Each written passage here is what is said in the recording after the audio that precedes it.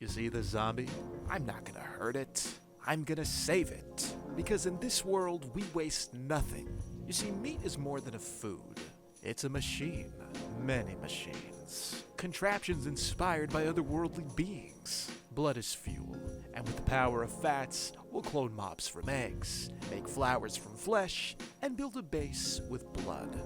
If you're vegan, then this pack's probably not for you.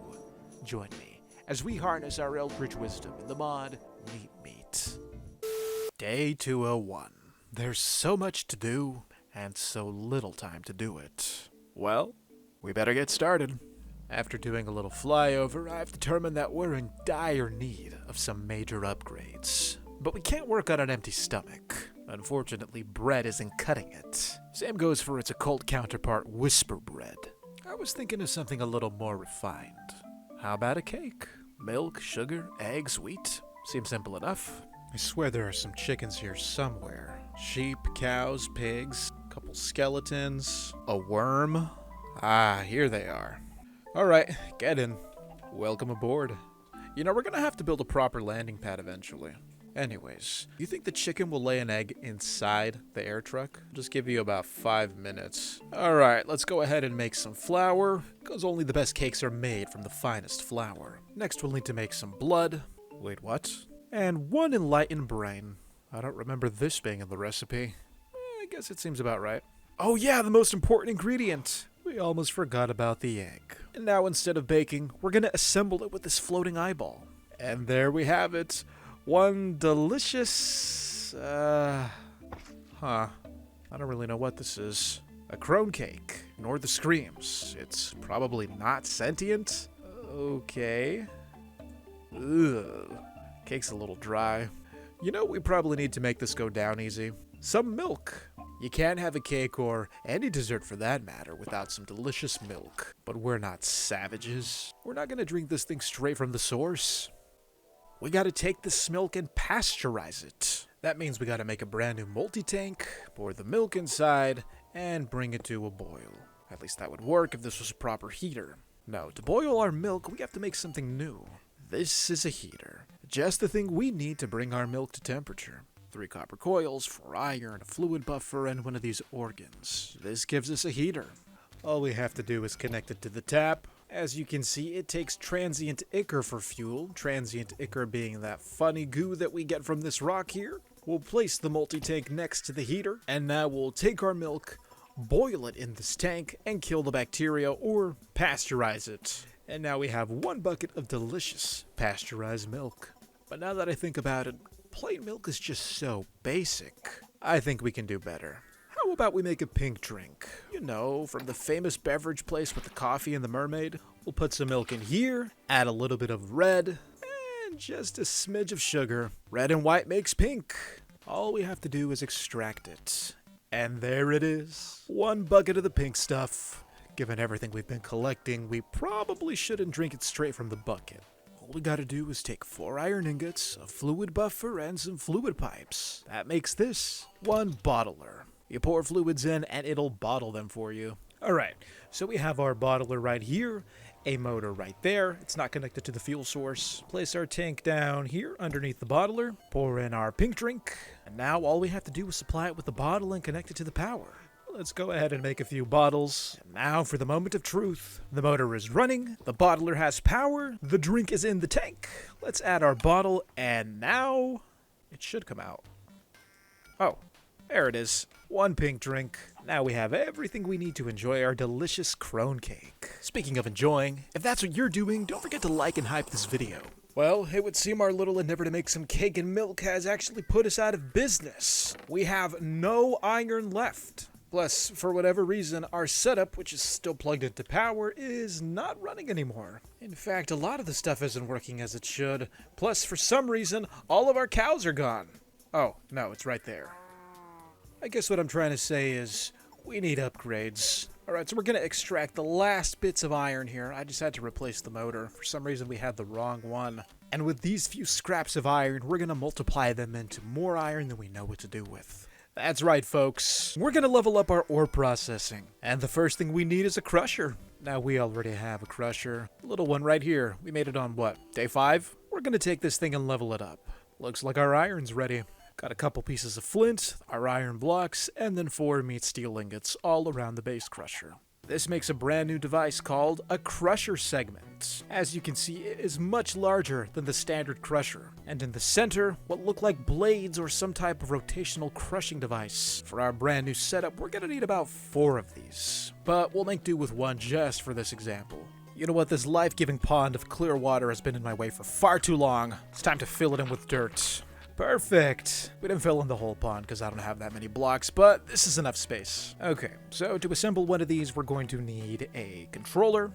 This is the heart and soul of our machine. We'll need a motor port. This is where we're going to have power coming in. We'll craft ourselves a hopper, combine it with the machine block. This gives us an item output port. This is where all of our materials are going to be ejected from. Speaking of hoppers, we're going to need a few more. Thankfully, we have some spare iron in here. Actually, we have a lot of spare resources. Wow. All thanks to our fracking device, which we'll probably have to activate later when we run out of resources. We'll go ahead and make 3 more hoppers, and then combine them together to make one big hopper. The largest hopper.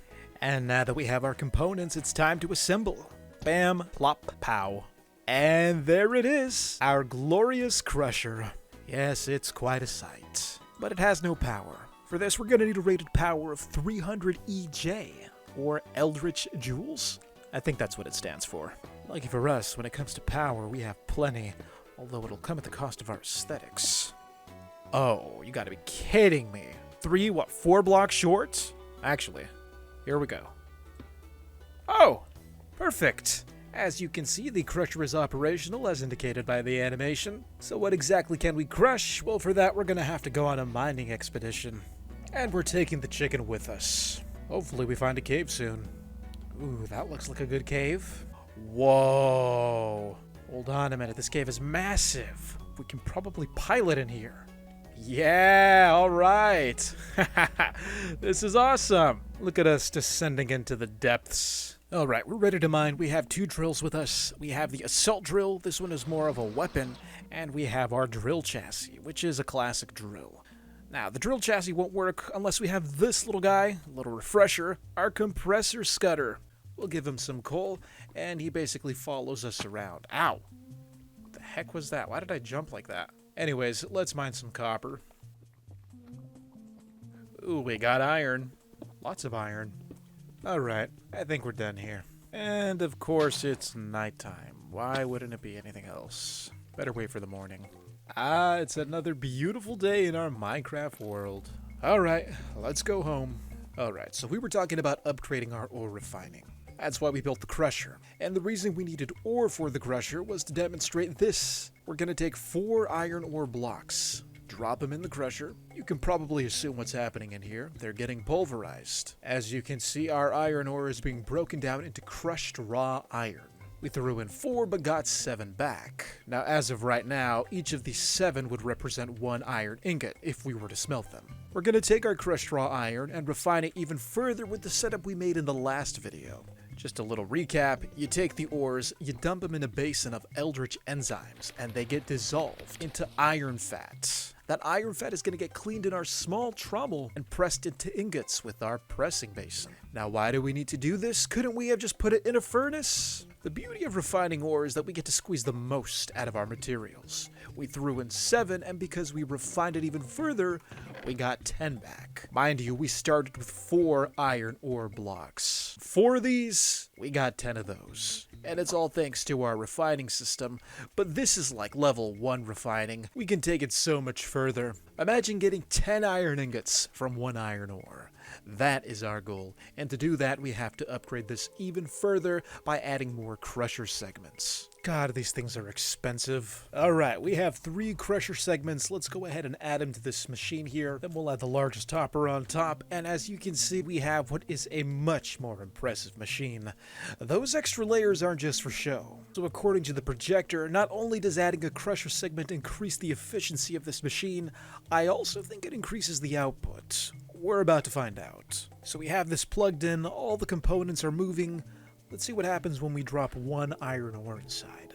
Getting crushed, it's getting processed, we can tell because there are particles coming out. And now let's take a peek. 3! Okay, I don't know if I've ever gotten 3 back from 1 iron block, so that may prove that this is giving us more. Although it seems like a long shot. I don't know yet. Now, what I do know is that there is a concrete way to make sure we're getting more. And for that, we're going to have to make a new addition. For the sake of multiplying all of our ores, we need this. A rabbit. More specifically, the rabbit's foot. Now, adding more crushers makes sense, but how could adding a rabbit's foot possibly level up our refining even more? You'll just have to wait and see. Trust me, it'll make more sense later. We'll go ahead and use this straw to craft a lead. To catch a rabbit, obviously you're gonna need a cage. I wonder if I can place it. No, I can't. Okay, fine by me. Let's go find a rabbit. Where do rabbits even spawn? They can't be that rare. Come on, there's gotta be a rabbit here somewhere. Chicken, chicken, chicken, sheep, chicken, sheep. Where are the rabbits? I swear I've been searching for like 2 days. We found polar bears in a cherry grove before we found rabbits. What is this? I've been trying to find a desert or a snow plain or something, a tundra. This is the largest ocean I've ever seen. Like, it just keeps going. Look at this map. Well, you've seen it here first. We found an actual pirate ship before we found a rabbit. Huh. What is this? Oh, don't tell me it's a sky village. It is a sky village. Hold on, I think we may be in luck. Gentlemen, I don't suppose any of you have a rabbit on you, do you? Alright, this guy looks like he sells meat. We can actually make do with rabbit meat if he has some. Everything but rabbit meat. This guy even has an integrator egg. He can't be the only butcher in town. Also, we're gonna have to come back for these carrots. Another butcher. Alright, please, please, please, rabbit meat, rabbit meat, rabbit meat. Oh, I think we're in good shape here, folks. Raw rabbit. That'll work. So we weren't able to find a rabbit. On the bright side, we did find rabbit meat. Now, how does that help us? Turns out there's a device called a synthesizer. If we put the rabbit meat in this, it will create us a brand new rabbit. At least that's the theory. And then once we have the rabbits, or rabbits, should be able to breed them, hence why we need the carrots. What are you two doing in my vehicle? Alright, we're out of here. We got our rabbits. This place has got a beacon sticking out of it. Is this like the other place? No, this is a Create Mod Island. Fancy place, too. With resources. And then the beacon. What could this be? Just a beacon? And it's literally free. We don't even have to fight the Wither for it. Don't mind if I do. I'm taking this back to the house. Alright, we scored with a free beacon. That's insane. And a schematic cannon.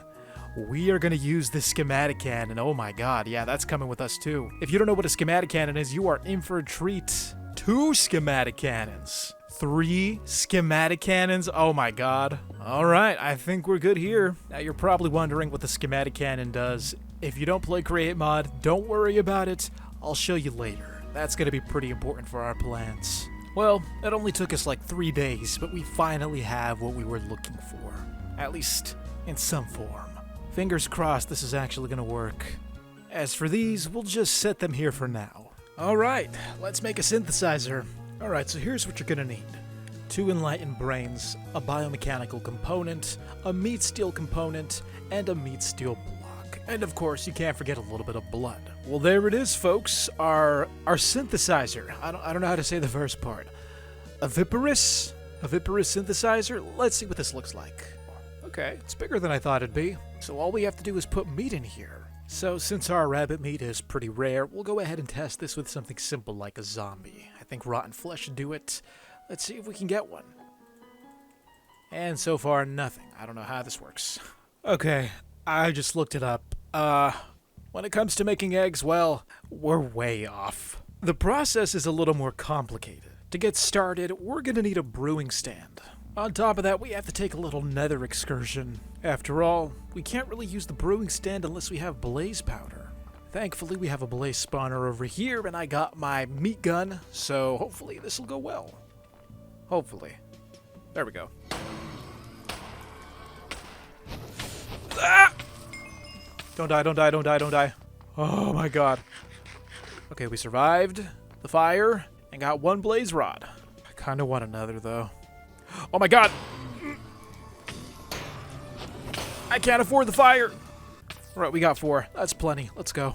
I know this is all over the place, but trust me, it's worth it. Alright, so we have our brewing stand right here. Let's get some water for these bottles, and we'll do the typical stuff. Make some awkward potions. Now here's where things get interesting. We're gonna infuse the awkward potion with an enlightened brain. That gives us this. Ash preparation. I'm not kidding, that's the actual name. We'll take a little gunpowder, make this into a splash potion, and there it is. So here's what we gotta do. That raw rabbit is useless. We actually have to find a real rabbit, which sucks. Once again, it's time to take to the skies. Oh my god. Do my eyes deceive me? We got some here too. There they are. Hello, friends. Alright, so the next step. We gotta take this bottle and smash it over the bunny. We can't miss. We only got the one, so don't you dare miss. Ah! Oh, we got it. Alright. Now, we have to light it on fire. Yeah, this is real messed up. Just don't stop. Okay, good. Ah! We got it. We got the essential salts. This is what we need to make our rabbits. That was a nightmare. Alright, let's go clone an animal. Oh my god, we're here. I was gonna pass it. Sorry, I was watching clips from the TED show. So we have the template for our rabbit. This process is very simple. We'll place our synthesizer right there. We'll put the salts inside. And as you can tell by that magical noise, everything is going according to plan. Now the egg, it's going to come out through this little spout right here. Next, we're going to take this tank of meat. Let's place it right there. And then we'll connect it to the synthesizer. As you can see, it's empty right now. But when we connect it... Aha! We have an egg. Oh, 2 eggs, actually. Well, that's interesting. 3? Stop making eggs. 4. Okay, let's cut this off now. There we go. Oh my god, it's all in there. I really don't know how to stop it. I don't know what to do with all these eggs. And there's... Hold on, what if we do this? There. I think we have a problem. There are more eggs here than I know what to do with. I don't even know what the requirement is to hatch it. Can I scoop this out? There. We have 1, 2, 3, 4, 5, 6, 7, 8, 9, 10, 11, 12 eggs. And I guess I am the father of them all. So I guess we can just pick these up. There we go. Right, we have all of our wonderful little rabbit eggs here. Alright, so now we're going to hatch them, but not before I grab my cages. We're going to be hatching these things one at a time. Alright, so we can hatch it with one of 2 ways. We can inject it with blood using the PLC, or we can immerse it in blood. So let's try doing the first option, or I guess the second option. I assume it's as simple as just pouring the blood over. And by the way, this blood bucket, this right here, this is why we don't drink the pink drink straight out of the bucket. Nasty. Alright, let's see. I don't know about you, but that looks pretty immersed. And that is a bunny. Oh my god. The miracle of birth! The rabbit is too strong to capture. Oh, I forgot. I think we still have our Wolverine claws. Alright, we gotta take these claws out. Alright, so meat steel ingots, a tissue operator, and 2 rusty metal blocks in the corner. That gives us this, our implant manager. Maybe it has to be in front of the surgery table? Okay, we're on the table. There we go. We got pipe climber, hexapod, hand glaives. Alright, we're removing the hand glaives. Beautiful. We can customize our legs. So this is what we got going on right now. Basic spider legs. I know we're off topic, but it's relevant for now. Black boots? We got boots on our legs now. Look at the tips of our spider legs. We have little boots on them. Original programming socks. Oh, okay. We have some very colorful, well, like knee-high socks. I don't really think this is my style, so let's go ahead and change out of that. So now that our Wolverine claws are gone, we can punch rabbits without having to kill them in one hit. Yes, I know it sounds terrible, but oh well. Alright, let's see if we can hatch this thing. Alright, we got bunny number 2, and 1 punch, and he's dead. Why? Bunny number 3. I just don't know how to lower his health without actually killing him. Alright, you just stay here, I'll be right back. So we're going to take the straw, make ourselves another lead. The reason I want to put the bunny in the cage, or at least have it on a lead, is because we're going to lure it to the top of our crusher. The crusher is not just for crushing ores. This can also crush mobs. And the beauty of this is that for every crusher segment that we have, and we have 4, Each layer acts as one level of looting. So it's as if we were killing this bunny with looting 4. Which means... Oh my god. Get out. Get away, worm. Ah! You killed my rabbit! Which means there's a pretty good chance we'll get a rabbit's foot. All we gotta do is get it up there. Crusher is on. Bunny is willing. Let's go. Come on. Oh my god! Okay, this is gonna be harder than I thought. Let's try this. And if this doesn't work, I have a plan C. But this should work. Come on. One more hop. And now I'm just gonna push you in. Goodbye.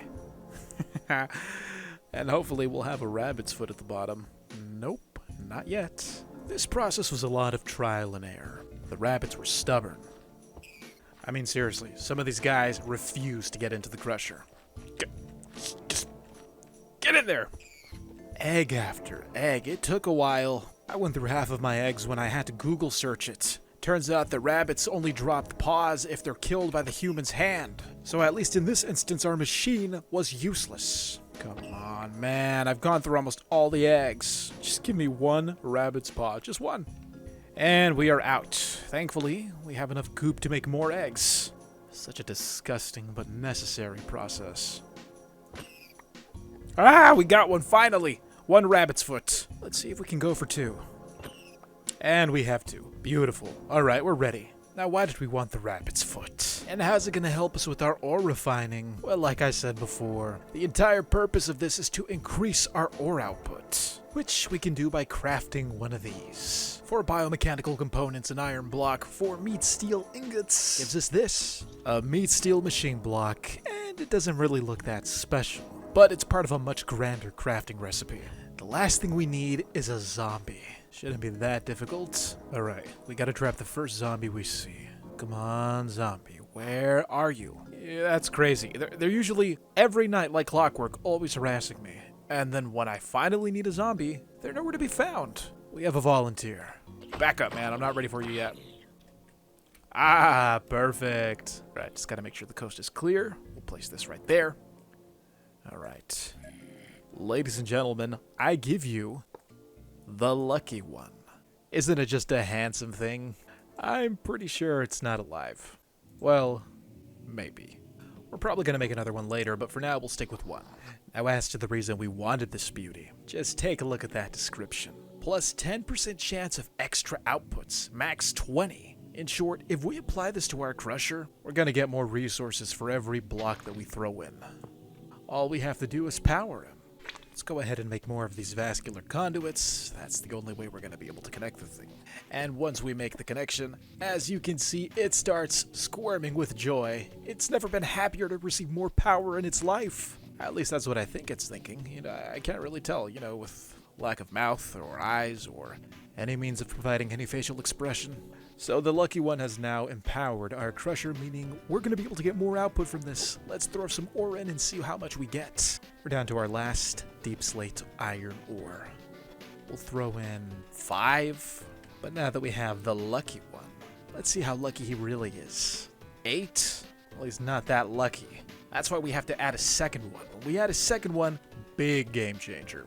Yeesh, our machine is making a mess. This thing is bleeding all over. Ooh, that probably has to do with the fact that its health is down. Our machine's efficiency is decreasing every minute. The poor thing is bleeding to death. We gotta fix that. Now, somebody mentioned that, well, seeing as how these machines are alive and they're made out of meat, they kinda need skin, like you and me. Essentially, this thing is a pile of guts and organs with no coating to protect them, so let's give it some skin. Now to make some skin, we'll need another meat steel machine block, plus some blood and integration fluid. I forgot about that. Alright, let's combine these two. And we have some skin. Nice. Hopefully this will keep our machine nice and healthy. Alright, stop bleeding. Bam. Pow. And now? Huh. Didn't work. Maybe we have to reboot it. I wonder if it matters where I place it. Oh my god, it's bleeding from the back. Okay, I added a little more skin above this guy's head. We added some more blocks back here. Plus, we supplied it with even more power. And it looks like it's healthy now. I did have to break this machine controller. I don't know if that reset it or not, but yeah. So let's see what happens if we crush these now.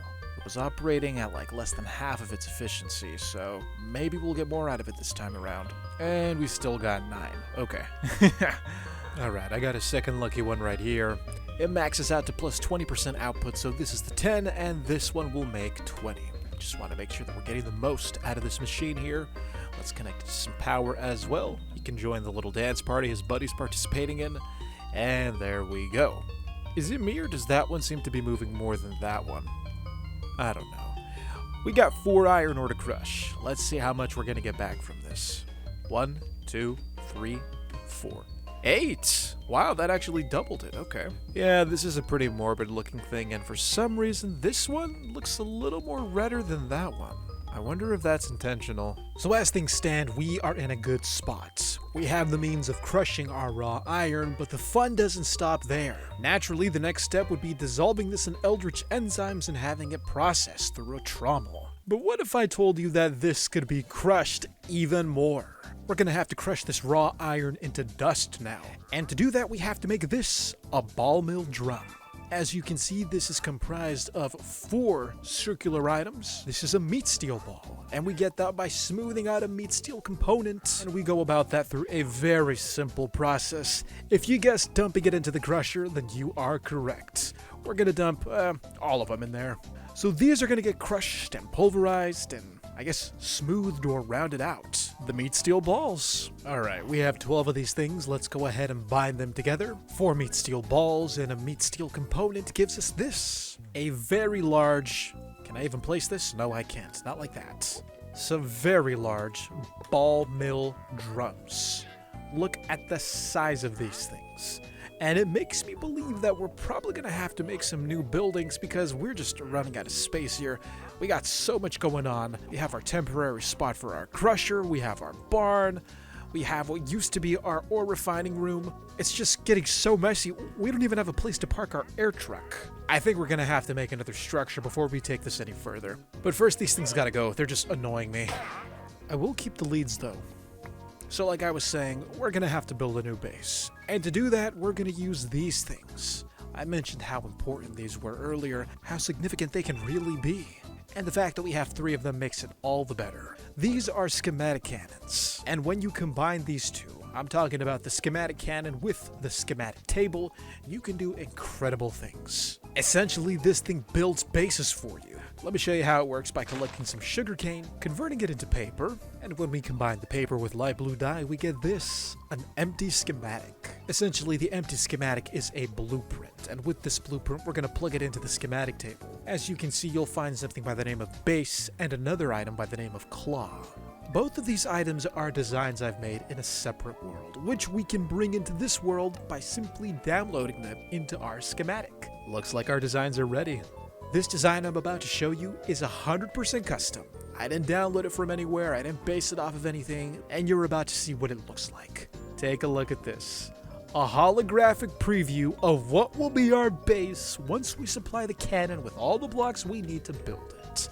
This thing is huge. And not only that, it's going to be expensive, but 100% worth it the sooner we can get this up. Right now it looks like a silhouette because of the shader, but frankly I prefer it this way, because if I were to reveal its final form without the shader, well, that's a spoiler, so consider this a nice preview of what's yet to come.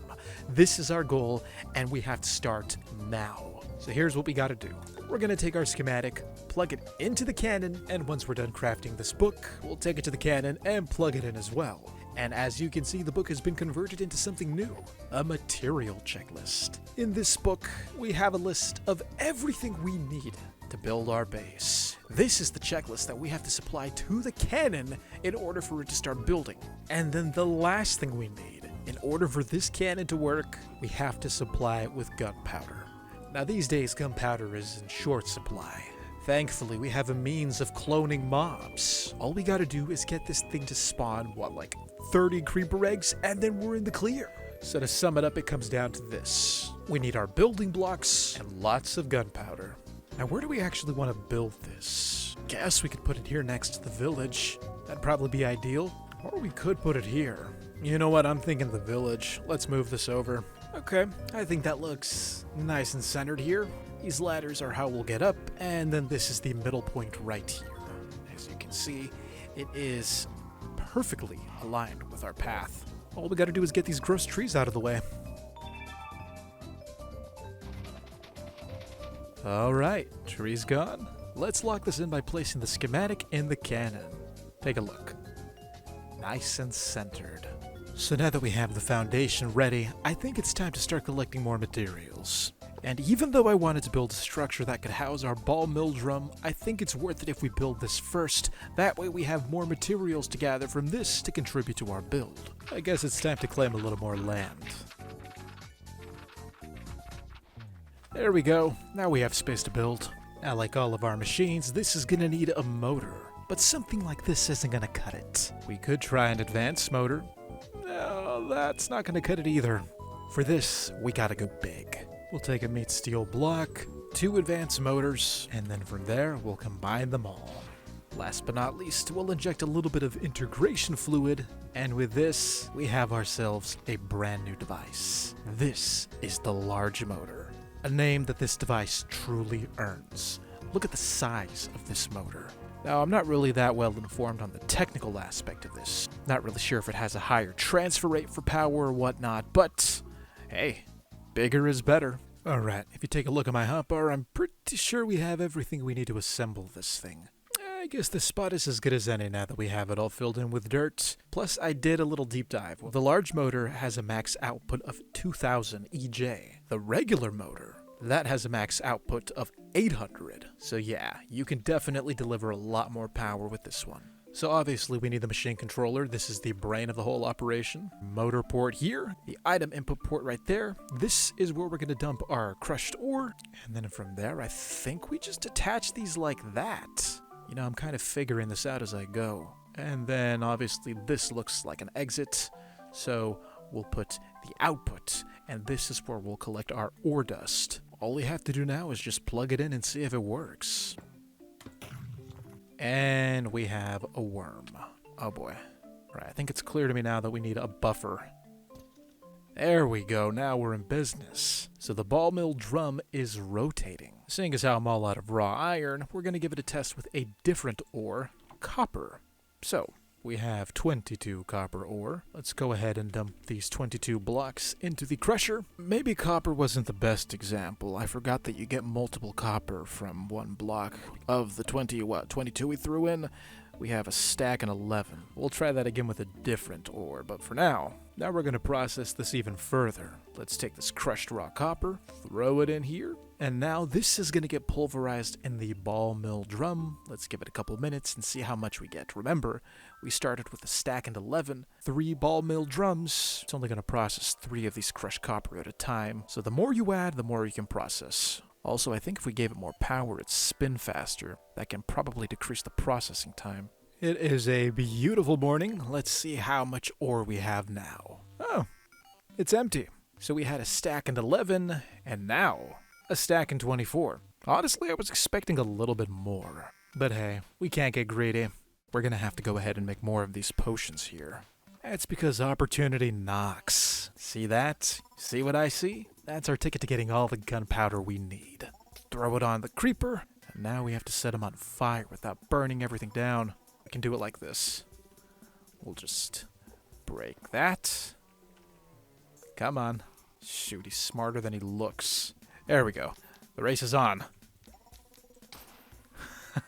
There it is. The creeper ashes. We'll go ahead and take these ashes, just set them aside for now. Now, one thing I want to do is add a 4th ball mill drum. I think you can add up to 4, just so that we can process more ore. There we go. Alright, so now we can process 4. This is, I guess, maxed out. Let's try one more time with gold, a regular ore that drops 1 piece for every block. So we got 10 here. Okay, we threw in 10 and got 18. Not bad. Oh, wait, no. 23. That's more than double, actually. Not bad at all. 23, we'll throw it in here.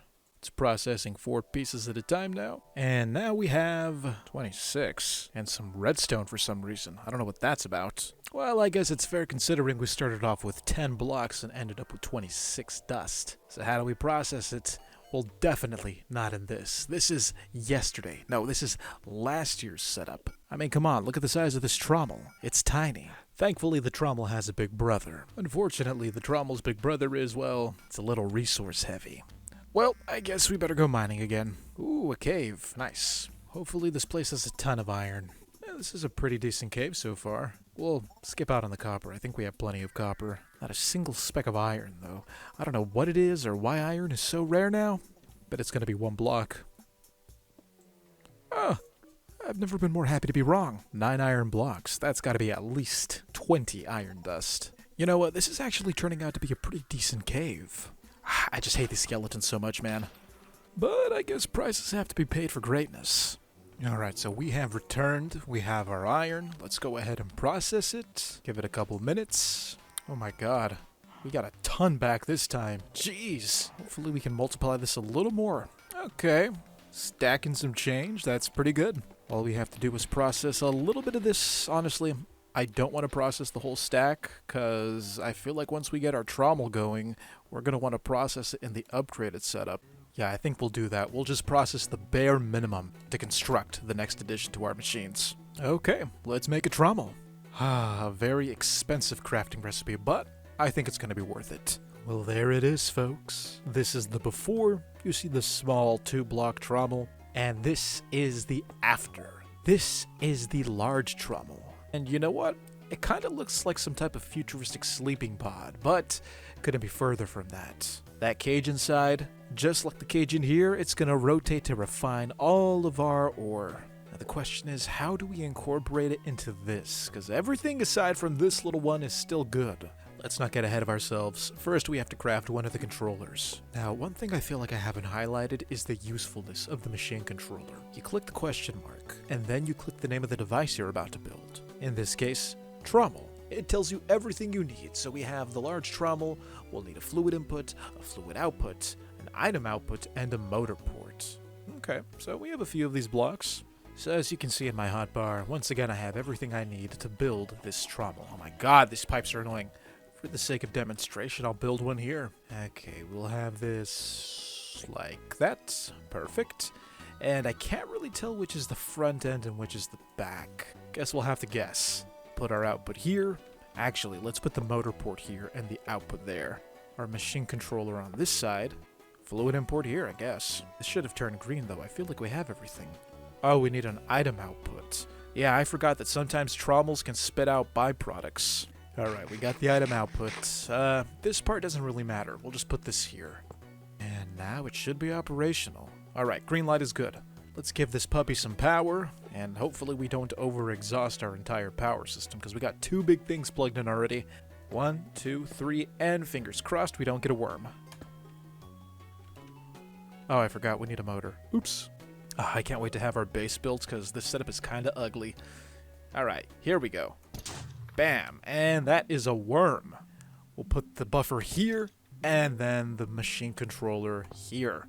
There we go. As you can see, the iron trommel is spinning, ready to process our dirty iron fats. Or any fats. Well, it looks like we got through all of the big hurdles. All we gotta do now is give it a try.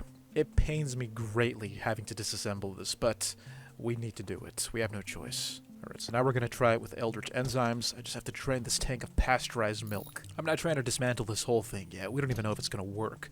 So we're just going to take some enzymes to go. And then we'll take our fat collector. The task at hand is to incorporate these 3 things into our new trommel setup. Thankfully, we don't have to worry about the fluid output. All of our processed iron fats are going to go in here. So I'm hoping it's just as simple as plugging this in. So we'll put this here. Our rendering basin there, and if it's as simple as I think it is, we'll put the fat collector here, because there's no formal port to place this on like the other trommel. This one, I think we're just eyeballing it. For the sake of this test, we'll put a pipe here with our ELDRITCH enzymes. Alright, let's take our iron dust and see how this goes. Okay, and my fears have been realized. We have our fats in here, but they're not going into the trommel, unless we have to pipe it in somehow. Like this. No, that doesn't seem to be working either. Alright, so before you freak out, this is the creative world where I test out every machine. I'm not trying to waste materials figuring out how this stuff works. So, foolishly, for some reason I forgot that there was a fluid input port, and this should be connected to the fluid input port. So, thank God I looked at that before I wasted more iron dust trying to figure this out. As for everything else, well, it seems to be working just about the same. Okay, so the solution is simple enough. Honestly, I'm not trying to waste a single bit of iron, so let's see if we can actually funnel it from the fat collector into the fluid import here. And... nope. Okay, I think we just lost out on some iron. Oh well. Now, as you can see, it has a direct channel to drain into the trommel. Attempt number 2. Here we go.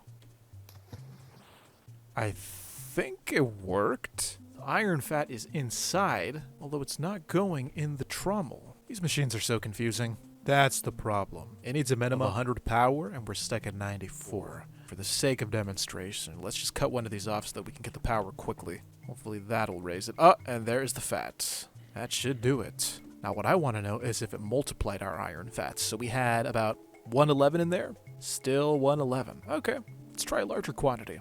I think the conversion is 1-to-1. Actually, no, it's not 1-to-1. We are getting some extra. You know what, let's put our suspicions to rest and finally figure out the truth here. I'm going to pump out the fats that we already have in here, 1444. We'll put it in this basic tank. There it goes. So we've processed all 13 of our iron dust. If it is truly a 1-to-1 conversion, then we'll have about 1,400 something. Let's see how much we have now. 2,444, so it did multiply it. Alright, so what this tells us is that not only can we multiply our ore by crushing it, we can multiply it by crushing it again, and then we can multiply it one more time by refining it in the large trommel. So this is basically a beautiful super funnel to get a ton of ore from very few blocks. Sorry if that's hard to follow, but that's NEEPMeat for you. The next task is to combine all of these machines together to make one seamless funnel. But first, let's get this material stamped. You know what? Maybe we can squeeze it in here. Let's start with this, breaking up all of these blocks. So we'll leave the crusher outside for now. We'll leave the ball mill drum outside for now too, but we are taking the large trommel. That has to come. Alright, so somehow we gotta squeeze this in here. I guess it's not really somehow. It kind of works already. Maybe if we bring this forward one. Alright, so far so good. Put the basin there. A pump here. This is going to eject the ELDRITCH enzymes into the basin. Of course, we have to put our fat collector right there. Fluid input port here. And then the machine controller. Fluid output. And then we'll know if this works by placing the item output here. Motor port. I guess here. Well, the machine's online, which means all the essential items are connected. We just have to power it. Oh my god, of course, a worm. Always a worm. Alright, so we got the trommel operational here. One thing I've noticed is that its health is ticking downwards, so we probably have to give this thing some skin, but we won't worry about that yet. What I do care about is whether or not this thing is actually going to process our stuff properly. I have yet to find out if this fluid output port is actually going to transfer the clean iron fat into the basin. Let's test this with copper dust instead, since we have a lot of it available. Alright, so we're dumping the copper in here. And there it is, that beautiful green liquid. That is our copper, and it's collecting in here. Clean copper-rich fat. Lovely. Why isn't it going into the basin, though? Oh, it's not connected. Let's try this. Oh, there it is. Wonderful. Alright, so far we've successfully upgraded one aspect of our ore refining. Now we gotta take these two titans, the crusher and these, what is this, the ball mill? I'm not sure if we can fit those in here. Well, we will never be wanting for copper now. The next thing we have to do, although minor, is very significant. I think you remember our item pipes, right? The item pipes were the tools we used to get our crops from point A all the way to point B here in our trailer. Usually when items pass through, you can see them moving through the pipe, and they feed directly into chests. Now to get the items to actually come out, you need this block. This is an ejector, and well, it does what the name implies. So I was thinking, what if we crushed our ore, put down an ejector, and have it feed all of the crushed ore into the ball mill drum? Now it's gonna look ugly, and don't worry, it's only temporary, but I just want to see if this is gonna work. So we'll make this connection here, and here we go. Once again, I apologize for the lack of aesthetics, but it's necessary. And I think we're set. All we have to do is turn this on and crush some ore. Oh my god, it's taking the wrong things. I forgot we had rabbit hide and rabbit meat in there. Alright, so now that all the hide is clear, 35 iron ore blocks. Into the crusher. There we go. And if everything goes according to plan, this stuff should start passing through in just a few seconds. There goes all of our crushed iron. Will it go into the ball mill? Yes, it will. Beautiful. Ah, look at this fine assembly of ores. If only we could run these things simultaneously. Well, we kind of can. It will come at the cost of some of our animal feed, though, but that's okay. Alright, so this stuff is processing, and as you can see in here, iron dust. Both machines working simultaneously, hand in hand, to refine our ore. I feel like at this point I'm talking in circles and we keep covering the same thing, but it's just so satisfying to see this process come to fruition. Now, what we're going to do from here on out is once we refine this iron, we're going to start putting together the materials to make our brand new base over there. I still have the book and it's quite the laundry list of items we need. But now that our refining system is, I guess, somewhat operational, materials shouldn't really be that much of a problem anymore. A stack and a half of iron ingots. Mind you, this was from half a stack of deep slate iron. Insane. I think we can start building our base now. Let's go to the cannon and... oh, I forgot about the gunpowder. Not to worry, there is a simple solution to our problem. We need creeper eggs. Thankfully, we have ourselves some creeper salts, and we never found out how much meat it takes to make one creeper egg, so that's what we're gonna do now. Alright, we got a creeper egg, but I didn't really catch the amount. So it's at 3,046. Alright, so it's about 600. Well, we're gonna need a lot of meat then. Alright, so we have all the cows out here. They are breeding once again. Their troughs are full of animal feed, which means they can breed at will, basically, with little to no restrictions, aside from their morality. Now, the reason we want all these cows is because we're going to grind them up into meat. Well, first we actually have to grind them up into tissue slurry, which is being refined in this trommel here, a process I went over extensively last time. So go check that out if you haven't seen it or if you forgot. To get the meat juices flowing, I'm going to pour down this water bucket. This is going to act as a funnel to push them into a mincer. They're going to get pulverized basically into ground beef. And to get the rest to follow, well, all I have to do is take some wheat out. Although this trapdoor is in the way. Let me lift that up. There we go. Oh my god. Look at all those cows. It's probably too many. We want to keep some so that they can keep breeding. Our tissue slurry levels are climbing with every single cow that gets ground up. I'm going to go ahead and relocate our synthesizer. Before I do that, I got to figure out how to pick up this creeper egg. For some reason, I can't pick it up. Shift right click. That's what I'm doing. Oh, I just have to punch it a bunch of times. I was a little worried that a creeper was going to hatch from it. Yeah, before I break this, I want all of the meat to get used up. I'm not trying to waste any. That's good enough. I think I'll go ahead and make a diamond pickaxe too, because for some reason, I had one and I have no idea where it went. Okay, so here's what we're going to do. We have a tank full of meat right here. We're going to connect ourselves a fluid pump, a redstone pump, I guess. And as for our synthesizer, we'll place that right here. Same as before. Perfect. And once again, sorry for the aesthetics or lack of aesthetics. They're coming back once we build the base, but we got to get through this gross egg stuff first. Anyways, from there it's as simple as turning on the tap, and from there we'll have tons of eggs. Throw in the salts. Nasty. I'd say a stack of eggs. We'll sit for a stack of eggs. Maybe a stack is overkill. I mean, at base, a creeper will drop how much gunpowder? Base level, it will drop 2 max. Okay, I'd say I like our odds. Alright, 64 creeper eggs. 66 creeper eggs, counting the 2 extra. Now, when it comes to this next part, we have to be very careful. Essentially, we have 64 bombs in our inventory. And I'm certainly not going to place them in the blood just for them to hatch and blow me up. Let's scoop up the blood and see what we can do about this. Alright, we're going to run a little test here. I want to figure out how long it's going to take for an egg to hatch while sitting in the blood. Or better yet, flowing through the blood. Alright, so we're going to place the egg down. My hope is that the creeper will hatch by the time it gets to the end of this current. Actually, we'll have to make this too wide, because I can't place the egg down. There we go. Wow, just barely. Just barely at the end. Okay. We'll have to check that one more time just to be sure. Literally at the end. All right, I think we're good then. Hold on, just to be safe. Let me see if it's actually going to fall into the hole here. That's what really matters. All right, test number 3. If the creeper hatches and falls into the hole, we're good. Beautiful. Oh, this is going to work. I think you guys know where I'm going with this. We're going to make ourselves a little platform here. All temporary, by the way.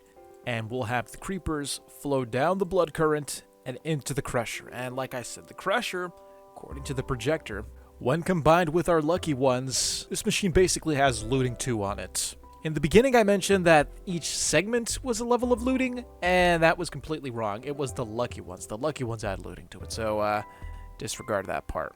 As you can see, this design is very humane. It will ensure a swift and painless death for the creeper and guarantee our gunpowder. It's time to put this to the test. Crusher is powered up. The lucky ones are rustling with excitement. I got a good feeling about this. And away you go. Come on, hatch, hatch, hatch, hatch, hatch, hatch, hatch, hatch. Look at that. Perfect. Although I don't really like how he was hopping around in there. I'm gonna have to put some guardrails just to be safe. Can't have him escaping on me now. There we go. We'll have to take care not to fall on ourselves, because if we do, that will be very bad. Come on, man, get in there. Maybe the egg will push you. So essentially all we have to do now is send these babies to their doom. Egg after egg. It's going to take a while to get through all of them, but this is a valiant effort for the sake of gunpowder. Oh, look, the egg pushed him. Yeah, we can't stand too close, otherwise they're going to be aggroed towards us, and they're going to fight the current. And this is a prototype. We'll probably keep this design and polish it a little more, incorporate it into our main build once it's ready. But this works for now. This is good. So for the next day, all I did was sit, place eggs, and watch them get ground up into material for my base. Alright, we're down to the final 2 eggs. Sometimes there's a backlog of creepers, but the eggs they just push them in. And that was the last one. Let's see how much gunpowder we actually got from this now. One of the eggs didn't hatch. Oh well. The moment of truth. Almost 2 stacks. Oh, that's more than enough. And now that we have this, we can finally power our cannon. Let's take a look. Ooh, we're ready. Shots left 400. The final thing we have to do is put all of our blocks in this chest. Let's go shopping. First thing we gotta do is kill some squids. Alright, we got ourselves some ink sacs. Let's go ahead and grind them up in the mini crusher. We want all of that black dye. Then we're gonna take some ingots and make them into polished metal. And then we'll combine the polished metal with some dye to make caution stripes. We're gonna need 76 of these. We're also gonna craft these cool blocks. This is a large fan, and it doesn't do anything, but doesn't that look amazing? Fits our industrial vibe. We also gotta craft these mesh panes. Makes a nice chain link fence texture, you know, so nothing can escape. One thing I just realized is that this book actually specifies the stack quantity that you need. As you can see, we need 1,629 rusty metal blocks. But how many stacks is that? Well, if you're not blind like me, you'll notice that this calls for 25 stacks. That little icon right there, that's the stack symbol. Plus 29 extra blocks, obviously not in stack form. So yeah, 25 stacks plus 29 blocks. That equals 1,629 rusty metal. As for the rusty metal ladder, only 28 blocks. So as you can see, 0 stacks here, but we do need 28 blocks. That is so useful. I've been doing Create Mod for years. I've made multiple checklists with this book, and not once have I ever noticed that it actually tells you the stack quantity and the change you need. After that groundbreaking revelation, I processed as much ore as possible. Getting materials was quite a bottleneck, but despite the clunky setup, I knew that these machines were helping a lot. Alright folks, finally we have all the materials we need to build our base. All we have to do now is go into the cannon and press play. And there it goes. The schematic cannon is fully operational. If you're one of my Create Mod viewers, then you've definitely seen us use this before. But if you're new to this, well, this is just groundbreaking. A device that actually builds a base for you. Doesn't get better than that. So the only downside is that this is gonna be a while. We do have one cannon. I did get multiple cannons, but, well, I only assigned this one to build, and I don't really feel like changing that, so we're just gonna leave this alone for now and probably work on something else. But yeah, as you can see, this thing is slowly taking shape here, and I say we give it an hour. We'll come back and check on its progress. As you can see, the 63 gunpowder that we have left, that's going to allow us to shoot 25,000 blocks. And once we run out, we still have some spare gunpowder, and if we run out of spare gunpowder, well, we can always make more creeper eggs. Go AFK for a few minutes, and you can seriously see the progress the cannon is making. Alright, so to keep ourselves busy, one thing we're going to have to do is address this gap here. Yeah, I didn't really take terrain into consideration when designing this, so we're going to have to fill this in because this is going to be the interior of our new base. Well, it's going to be like the yard of our new base. We'll keep it simple and fill in the gaps with more rusty metal blocks. I'm not really trying to get too extravagant with the design here. I'm probably going to have to dig down a little. I do want it to be leveled with our road. It's really coming together. Look at that. Should be a few more minutes and this thing will be complete. And done. Perfect. Alright, so we finally have ourselves some leveled ground. Now all we have to do is fill in the walls. Shouldn't be too difficult. Half of my diamond shovel's durability, and many dirt blocks later, finally our ground is complete, or we can start moving in some of our really big machines. As you can see, I went for a basic floor design. You know what, you can never go wrong with a checkered floor. I say it so many times, but I stand by it. I live by it. This is the Doublesal. No! You know what, I would complain, but we did grind up about, 60 creepers? 64 creepers? So, I guess it's kind of fair. But, yeah, like I was saying, checkered floors, good. As for the build itself, well, take a look at this. Is that a base, or is that a base? Look at it. This thing is... I'm not going to say massive, because honestly, the square footage is probably a lot smaller than you'd expect. Let me show you what I mean. When it comes to any actual usable workspace, all we have is this right here, this entire section of floor. Not to mention what's up there on that floating platform. Let's take a look. So naturally, no ladders, only pipes because we have the implant that allows us to climb the pipes. So only if you partake in these abysmal sciences are you allowed access into this upper level. As you can see, we have ourselves a floating, well, hanging platform. Not a lot of space up here. We're mostly going to use this for sleeping, for some of our chests, maybe a little bit of enlightening, I don't know, multi-purpose, but it's good to have, especially because in the trailer over there, every single time I tried to sleep, every night, I was alerted that there were monsters nearby, and that gets a little annoying. As for this, there's supposed to be a ladder here. We have to get up there somehow. Hold on. For some reason, the ladders were not taken into account when the cannon was building this base. That's really weird. But yeah, there should be ladders up here. Let me show you where we're heading. This leads to another much needed addition. Do you know what this is? This is our landing pad. That's right. Remember our little flying machine? Well, now we have a place to land it. A beautiful circular pad. That way we can land at our base without having to worry about being attacked by mobs, with the exception of phantoms. And then from there, you just climb down the ladder, and that allows you to enter our living quarters. And I want to point out, not that major, but still notable. Look at those fans. Look at those cool fans. That's about it. So now that the structure is complete, all we have to do is actually move in. Oh, yeah, and clear the clutter. One thing to take into consideration now is how we're actually going to fit all this stuff in there. I mean, there is plenty of space for everything, but my concern is actually fitting it well. We need some serious, proper floor planning. Oh yeah, and then to finish a point, like I said, there's not a lot of floor space, hence the reason we need to optimize this. So we have that right there, the living quarters, then we have what I'm going to label as the factory floor. Now these two giant things on the sides, those are more ornamental. Can't really do much with them. Oh my god, I almost fell into the crusher. That would have been bad. Speaking of the crusher, I say that should be the first thing we dismantle. Let's go for it. Break the large topper, our crusher segments. Oh, this is gonna be good. Alright, aside from the lucky ones, the crusher is gone.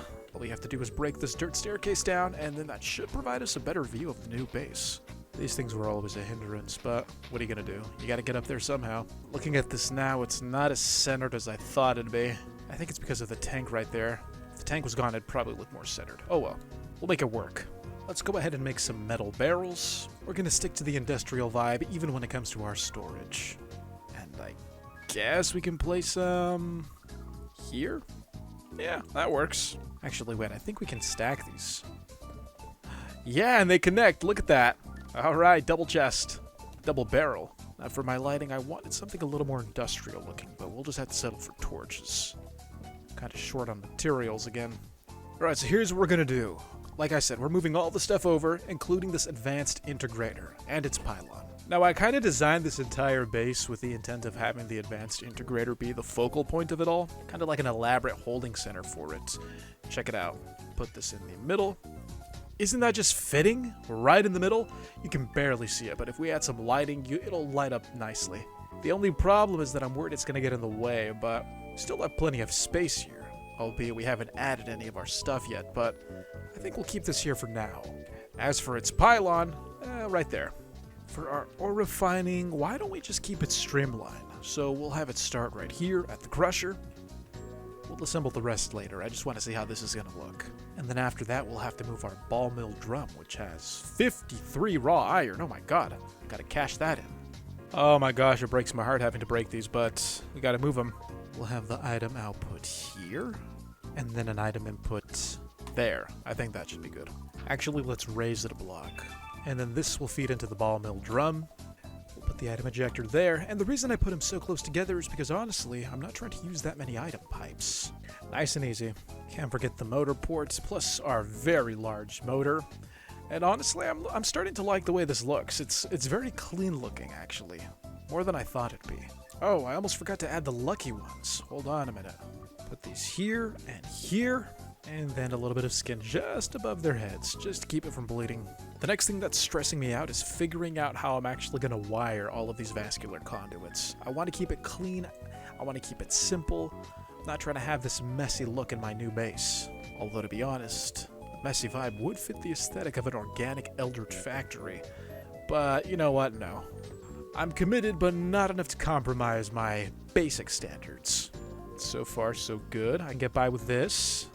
Jeez, this thing is already bleeding and it's not even powered. Why is it bleeding? Supplied power 0. What the? I have no idea what's going on here. That bothers me. Alright, so we'll run this across. That'll be connected to the large motor like so. And then the last thing I added was an ejector for the ball mill drum and an item pipe that leads out of it. It's going to feed into our Eldritch enzymes basin and all that other trommel stuff. The last thing we have to add to our 3-part refining process. I don't know what it is, but taking this apart always makes me nervous. Maybe it's because it's the segment that has the most components. We're just waiting up on this last batch of iron to get processed. Actually, I think it's done. Oh, nice. Alright, we'll start with the big trommel. Actually, let's just take it all apart. There it is. It's gone. Forever. Well, not forever. It's just going to be relocated. Hopefully we can make it look better than ever. So the best way to assemble this would be to start with the motor port. All things start with the motor port. Guess we'll add the large trommel here. We'll put our basin right here. Fat collector there. Toggle the pipe so that it drains into the input, like so. And then we do have a mixer as well. I added the mixer here, and for some reason, once again, this thing is bleeding. I don't know why they're bleeding. No power's being filtered into them. They're not turned on, and there's no sign of machine health. Unless that's the sign. Yeah, that's the indicator. I don't know why I thought it was efficiency. They should really update this mod so that the efficiency and the health are 2 separate colors. I mean, this is like a light orange, and this is a darker orange. It's kind of difficult to tell the two apart. NEEPMeat creator. Next update. The color update. Make this one blue. Make this one red. Something like that. Aside from that, I attached the motors. This is going to power the mixer. This one's going to power the trommel. Another motor here to power the crusher. We will need a redstone pump to feed into this basin here. It's going to pump our Eldritch enzymes. And then at the end here, our fluid output ports. This is going to pump directly into our hydraulic press. We'll bring this forward like so. Beautiful. Now the annoying part, setting up the fluid loop. I don't know why it's annoying, it's just always tricky. I never get it the first try. Okay, alright, so we have the crusher, the ball mill drum. We have our large trommel. Everything is set. The only thing we're missing now is power. And as you all recall, our main source of power is this big, beautiful stomach right here that's still digesting lots of animal feed. Fortunately, we're going to have to break this thing up and move it over to the new HQ, and my concern is whether or not the animal feed is going to be retained inside of the stomach, or if it's all going to disappear as soon as I break this block. I'm thinking it's going to be the latter, which is a shame. But sacrifices have to be made for the greater good, and nothing is greater than what we're trying to accomplish here. So, without further ado, goodbye. Let's get this done. We'll go ahead and break up all of these vascular conduits as well. And you know what I'm beginning to wonder? I'm wondering if we can continue doing stuff here. I don't want to render this area useless. We did pour a lot of materials into this rusted mesh bar that we have here, this platform. Plus, we also have our power flower here. Not sure if we can relocate that or if we're going to have to grow a new one. You guys remember the power flower. You give it food and it generates power. Could grow more, but we'll just have to wait and see for now. Because the stomach and the power flower, they work together in tandem. And we also have our heart machine. That's going to have to come with us as well. And this is what binds the power flower and the stomach together. Without the heart machine, the power flower is basically useless. You know, but the more I talk about this, the more it's starting to become clear that we're going to have to grow a new one. But like I said, we'll cross that bridge when we get to it. I am going to want a staircase here. We can do something like this. Perfect. And then we'll place this big old belly right here in the middle. Bam. And it's empty, just as I thought. Tabalizer on top. Let's stack up there to place that. And I'm beginning to think we may need to make more metabolizers. And then our vascular conduits, they will run down the side of the stomach and directly into our power. There we go. Beautiful. Could not have come out better. I can't stop thinking about the power flower. I should probably go check and see if I can actually break the blocks. Because if we can move them over like that, that's going to be fantastic. Right, here we go. Well, there's an axe icon that indicates I can break them. Maybe we can collect them? No, we cannot. Jeez. Okay, guess we'll have to grow some new ones. Well, if we're going to have to grow a new power flower, then we're going to need tons of bone meal, which means, once again, we have to kill skeletons. Although on the bright side, I do have a theory. Doesn't make a lot of sense, but it is a valid theory. If I light the skeleton on fire and shoot it with my meat gun pistol, maybe we'll get the ashes, and maybe with those ashes, we can spawn skeletons from eggs. Doesn't really make sense because you need meat to make animals from eggs, and skeletons are just bones. But I think the creator was a little lenient in that regard. So let's go find a skeleton to burn. Absolutely incredible. I can't count the number of times I was bothered by skeletons in this video so far, and now that I need one, they're nowhere to be found. It's like a slap in the face. I just don't understand. Zombies. Okay, we got zombies, more zombies. We have a creeper over there. We have what looks like a spider. Not a single skeleton, though. Speak of the devil. Alright, here we go. All we gotta do is light you on fire, and then we're golden. Just don't try anything stupid. And die! We get him? I think we got him. Hold on. Getting attacked by zombies here. Let's go back to the base and check. Moment of truth. You serious? They don't drop him? Don't tell me the creator did think that far into it. It's not that deep. Oh, I forgot. We have to hit him with a potion. Okay, that's our fault. I retract what I said about the creator. Let's make another potion. Or actually, I think we still have one somewhere. Ah, right there. I know we didn't use them all. Fortunately, the sun is already out, so that sucks. Oh my gosh! I'm not gonna make it. Oh, you gotta be kidding me. A slap in the face, that's what I said. A slap in the face. Bask in the warmth of our beautiful sun. We'll wait for the night to fall again. In the meantime, let's go ahead and relocate the rest of this junk. Oh, don't tell me I'm gonna have to feed him. I forgot. Yeah, we're gonna have to feed this thing blood again. It's okay. I think we can do it like this. Yeah, there we go. He's growing. And then I'll put my surgery arm right here. Oh, that was fast. Welcome back. What do you think you're doing in my vehicle? I'm surprised we're doing this last. I completely forgot about this. We're going to test out the landing pad. Should be pretty simple. Here we go. Is that in the middle? I think that's pretty centered. In my book, that's a win. Isn't it perfect? We'll probably want to add torches up here. I can already see this being a breeding ground for creepers and such. Maybe even on the arms. Yeah, they're going to spawn there too, like that llama. I don't know how you got up there. Much better. This is going to look so nice at night when it's nice and illuminated. Speaking of illuminating, we have to place a torch down here too. Can we place anything down here? No. What about on the side? Guess we'll have to do it like this. That's cool. We can place a torch on the integrator's platform. Alright, the sun is taking way too long to set, and I know I have some bone meal around here somewhere. Oh! Right there. We got bones. 27 bones. For a stack of bone meal, not bad. Plus, we have some power flower seeds, so all we have to do is figure out where we want to plant this. I don't know if they have to be in direct sunlight, and if that's the case, then we'll have to plant it properly. Well, we do want to give them room to grow. That's a given. I guess it'd be best to plant it here. 1, 2, 3, 4. And then 1, 2, 3, 4. Just for symmetry. I don't remember if the sprout actually grows with bone meal, or if I can only apply it after. Oh! Never mind. As for this one... yeah, this one's not really taking a liking to the bone meal either. Alright, we'll invest in this one then. Hopefully by the time we're through with this, we'll have a nice large sprout. We can start generating more ichor. Maybe we should generate this one. So I want to try something a little different. Maybe something a little more economically friendly.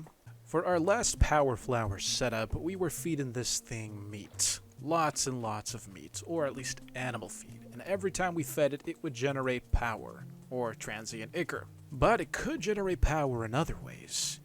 You see this red fleshy part right here that resembles a panel? Well, this is a photosynthesizer. I think that's what it's called. This thing produces 20 electricity. At least one panel, I'm sure. So I think we're going to go for solar this time. Just to mix things up, if that makes sense. No more feeding plants. From here on out, it's only going to take water and sunshine. Now to do this, we have to place the bone meal on top, but as you can see, it takes quite a bit of bone meal to do it. Now, in order for us to initiate photosynthesis, we will need a fluid port controller. Just like that. So we have our fluid drain right here. As you can see, it's taking in lots of water, which is draining into the power flower fluid port. This fluid port is connected to the power flower controller, and because we have water pouring in here, as you can see, our transient ichor levels are climbing. And I believe the more power flower growths that we have, the more of these red panels, the more ichor will generate. So we want to increase that generation rate. That means we got to get more bone meal and multiply this thing. If you click this, you can actually see how many blocks you can add up to. It goes up to 160, and right now we have 52 blocks with a total of 19 photosynthetic organs. So the goal is to basically max this out to 160. And then we'll do the same with this, and hopefully we'll have enough ichor to power a heart. The heart's going to go right here. Here it is. Beautiful. Our heart machine. This thing needs to take transient ichor, and then it should boost the effectiveness of our stomach. We'll find out soon enough. We've used this in the last video, but I don't really think I understood it all that well. Ah, look, the sun is setting, which means it's time to hunt skeletons. I have my potion, I have my flint and steel, and of course, my meat gun pistol. We're ready to hunt some skeletons. Alright, you know the drill. All we have to do is find one skeleton. We find one skeleton, we're in the clear. We've already let too much of the night pass already doing other tasks, so we better make the most of our time. You're not a skeleton, you're a creeper. Where are the skeletons at? It's actually a clear night, I can see a little. That is a skeleton. Alright, but he's sandwiched between two creepers, so we gotta get him away. Shoot, man, the creepers won't leave him alone. Ugh, tall grass. Alright, we got you. Burn. Don't you oh my god. That was our only potion. No, he's dead! We got him. He's dead, he's dead. So the creeper kill counted. Let's get the ashes and get back home. Now that we have these ashes, we can finally start cloning skeletons. Good morning, everyone. It's time to get bones. So, according to the skeleton's salts, it requires a biomass of 716. Skeletons are expensive. It doesn't matter. And we have these skeleton salts in here. Let's go ahead and give this some meat. And just like that, we have ourselves some skeleton eggs. Once again, I have no idea why an entity made of pure bones requires so much meat to put together. If anyone in the comments could try to make sense of that for me, I would be very happy. There's another source of bone meal I forgot about. Oh my god. I'm not really sure we need the eggs as much as I thought we would. You see these assorted biological solids? Well, it just so happens that you can grind them up to get bone meal. We'll fall back to that once we go through all the eggs. 64 eggs, that's what we got. 64 skeleton eggs. One thing I forgot to consider is that this is disabled. Ooh, that's gonna be a problem. Actually, no. We do have the assorted biological clumps, the meat lumps in there. We'll use those. Get a few of these. And then all we gotta do is grind them up and we'll be in business. Whoa! This thing is giving me tons of bone meal. I thought it was like 1-to-1. Wait, I said this last video. I'm so forgetful. Alright, it's been enough time. I think that's more than enough bone meal for now. Let's go max out our plant. Ugh, the machines are bleeding again. We'll just leave that alone for now. Sometimes it takes a few tries to actually get the thing to sprout. Not really a fan of that, but what are you gonna do? Alright, so as you can see, we have quite the power flower expansion going on here. We have about, only 6 more blocks until this is maxed out. And that's it. Now we can probably take this a little further by breaking these, which I think we should. In total, we have 66 photosynthetic organs, which I'm sure is generating tons of transient ichor. Now we gotta do the same for this one. Alright, 2 maxed out plants. This one is also up to 160. This one has 67 organs, although the only problem is that the growth, the controller, it's down here. It's a little inconvenient, but nothing we can't manage. Let's check this out. Look how quickly that thing is filling up. That is insane. I did have to break some blocks, some of these nice panels, because I just couldn't get access to the port, but yeah. This thing is going to be, I'm hoping it's going to be more than enough. Plus, we're going to have it combined with this one over here. Maybe this was the way to go. All we have to do now is pipe it into the heart. Alright, we're going to put the redstone pump right here, and then another redstone pump over here. And hopefully, it will be able to power this heart machine, or at least make it full. I've never seen a full heart machine because this thing just consumes ichor like there's no tomorrow. If it doesn't work, we're going to have to make more flowers. It does have 4 ports. Hopefully the 2 will be enough. This is basically full. This is going to start adding up, as is the other one. Here we go. Let's activate the first pump, and oh wait. Oh my god, did you see those levels drop? Did you see how quickly those levels dropped? That is insanity. Alright, we haven't even added this one yet. Hopefully, this one will create some excess. Let's disable this first. Don't want it going out on me before I can catch it. Here we go. And so far it's holding well. Nope. There it goes. And this is still showing as empty. That's a shame. I guess we're going to have to make more flowers. So we have, in my opinion, something that's, well, quite an impressive sight. We have our original 2 power flowers plus an additional 2. The only problem is that while these are producing ichor, still not enough for the heart machine. Still showing as empty. Yes, this is pumping, that one is pumping. They're all pumping transient ichor into the heart machine, and for some reason, it is still showing as empty. I don't know what the consumption rate on this thing is, but it is high.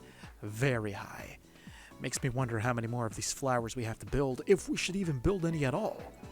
Does this thing even have the capacity to get filled? I have no idea. I don't know. But if it does, then it's going to require a field of power flowers. So many power flowers that I fear this entire field, this plains biome, is going to be transformed into nothing but these gross red panels. Unless that's what we're called to do. The only way to find out is to plant even more flowers. I think we're going to have to power this on whether or not it's maxed out to my liking because we need the crusher. We have all of these skeleton eggs over here. I believe they're over here. No, well, they're somewhere. And we got to get them pulverized. We need the bone meal. So one change I did make was this. Well, not really a change, more of an addition. I added the little blood waterfall thing that we got going on here. The skeletons, you know the drill. They're going to flow down into the crusher and get ground up. As for our machines, we have yet to power them, but we can do that now. Even though we don't have that many power flowers, we still have them connected to this advanced flex tank that's accumulated 64 buckets of transient ichor. All I have to do is switch this pump on. It's going to go into the heart machine, and even though it's not going to fill it to capacity, it's still going to flow enough to generate some power, at least enough to get this thing going. So let's give it a nice little jump start here. And as you can see, those levels are actually holding. What? Oh, never mind. As you can see, we have 7,593 EJ. Now, that's with all the ichor that's flowing in. That's going to drop eventually. But as you can see, our machines have taken quite a liking to it. That thing is spinning so fast it looks round. Look at these things. They're in overdrive. So we better make the most of this while this is going. Let's go ahead, take our eggs, and get them crushed into bone meal. And there goes the skeleton. You're not going to shoot me, are you? Get in the crusher. There we go. Are these things not getting crushed? This thing is definitely on. Why did the skeleton not get crushed? Alright, we have to set it up so that a fall is guaranteed. And here we go. Go into the crusher. What gives? Okay, something is wrong. Maybe we can just push him off with multiple eggs. Get shoved by the egg. So we've ground up a few skeletons. I wonder how much bone meal we're getting. Oh, we are definitely getting bone meal, as you can see right there. 53 bone meal. Oh my god. It's way more than I thought we'd get. If I take these bones and ground them up, will they get crushed too? I think they will. Alright, let's keep at it. Okay, this is the final iteration. We have ourselves some nice rusted metal scaffold trapdoors, keeping this nice and narrow. Plus, we have another barrier over here. More rusted metal scaffold trapdoors. And as you can see, the blood is flowing directly into the crusher this time. I'm not sure why I didn't think of this sooner. Makes the most sense. Basically, what's going to happen now is I'll place this egg, and as you can see, after a lot of trial and error, it finally goes into the crusher. And the skeletons, they just sink to the bottom. Well, that's what usually happens when they're not aggroed on me. So I ended up spending most of my time breaking the skeleton eggs, having them crushed, and getting the bone meal. Eventually, I had more bone meal than I knew what to do with. Naturally, this meant I went around planting more power flowers. Here they are. Here it is. An entire system of power flowers, all connected via pipes, via pumps, with multiple tanks, pumping a massive river of transient ichor all the way into one central tank here, which feeds directly into our heart machine, which is still showing as 0. But we do have a power of 7,593. Not sure if that's gonna last, but so far I think we're in a good spot because I don't see any levels dropping. Oh, no, I see it now. I guess that 7,500 that we saw, this base power right here, this is when it's all juiced out. We're about to see what its resting level is when it's siphoning off, what, the bare minimum from these power flower growths, if that makes sense. All we gotta do is wait for the surplus to wear off, which honestly shouldn't take long. I mean, look at that massive drop. That thing is free falling. How did you get in here? The resting rate is 4,590. Not bad. Not bad at all. Albeit my machines are bleeding more now. I think they start to decrease in health once the supplied power is exceeding the rated power.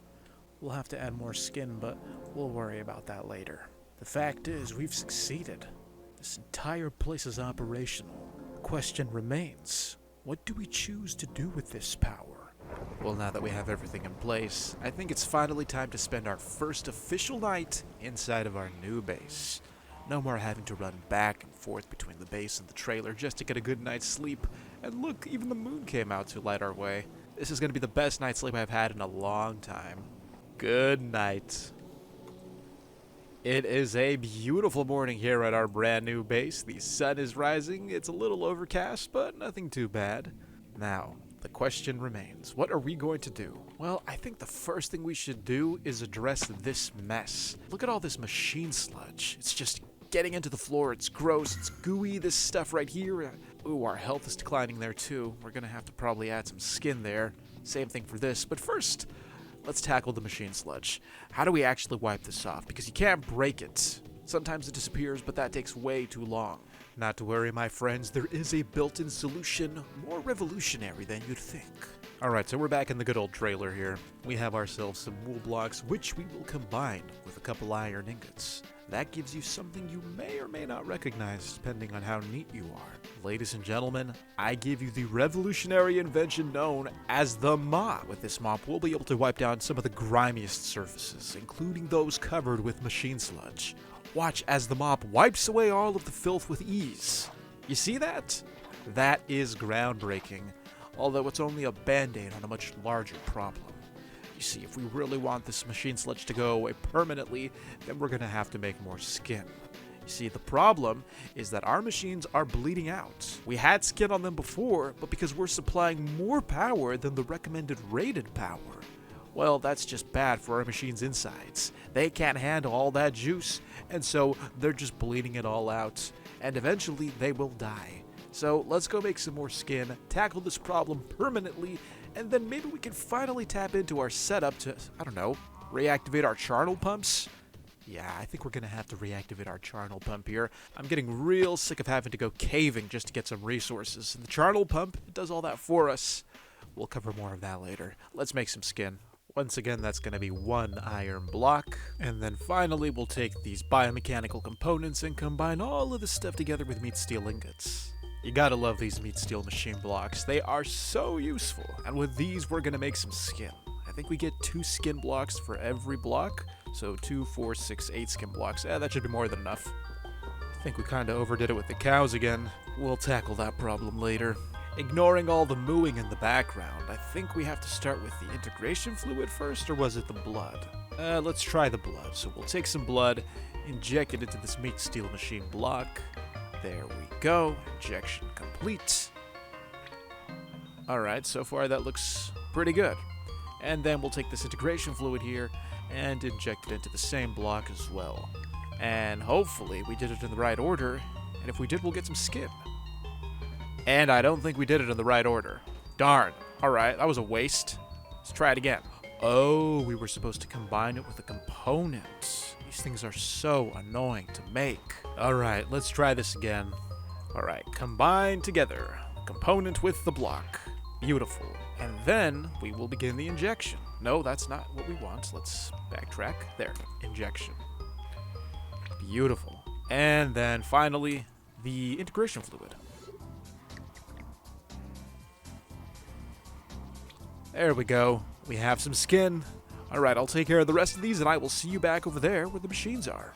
And this is the last one right here. Beautiful. Alright, 8 skin machine blocks. Took a while, but we have them all. This one is bleeding profusely. Jeez. Alright, let's see. Where is the computer? The computer is here somewhere. I just want to see how many hours of life this one has left. Alright, so this one has a remaining time of 1 hour and 24 minutes. So we have to place this strategically. Let's place a block here. See if that increased the lifespan.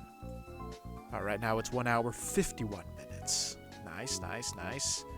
I do wonder if it matters where you place it. What if we put it here? 2 hours 39 minutes. Alright, one more block right here. 4 hours 32 minutes. Definitely working, but we're using more blocks than I would have liked. Bam. Let's see now. And 14 hours, 22 minutes. Alright, we're running out of blocks now. Down to 4. I guess right there. And now it's infinite. So we did solve the problem. It took way more blocks than I would have liked. I don't even know if we'll have enough to tackle these. Oh yeah, this thing just, look at that, come on. Alright, this one's got a remaining life of 1 hour, 48 minutes, so hopefully this is it for this machine right here. Okay, we'll put a block there, and then we'll bam and bam. Look like a couple warts. Don't really like that placement, but this is what we got. Didn't go up. That is shockingly odd. Alright, I don't think we placed them in the proper spots then. Let's try placing them underneath. Get the torch here for better visibility. I'm sure it's probably difficult to see on the YouTube side. Alright, so down here. Yeah, this is where we have it all gooey down here. We gotta fix this. All the sludge accumulating, so we'll place 1, 2, 3. Alright, let's see if that cleared up the issue. So we were up to, or I guess down to 1 hour 24. Now we have 6 hours. Okay, we just need a little more skin, but I think that should do it. This one is infinite. What if I were to take the skin off of this one? No, that takes it down to 14 hours, so this has to stay right here. Yeah, I have no choice. I gotta make more. So thankfully, it only took 1 skin block, which I placed right there. And sometimes the skin blocks will still bleed, but they're not gushing blood. Well, I take that back. This one is gushing a little bit of blood. Oh well. But yeah, our machines, as you can see right here, they have an infinite lifespan. The health is no longer decreasing. In fact, it's showing somewhat of a slight uptick. Very difficult unless you look at it real close. You can probably see that there. So now that all of our machines have stabilized, we'll go in with the mop and we'll just wipe all of the sludge off the floor. And there we go. Can we clean the sides of the blocks? No, I don't think we can. Well, that's a shame.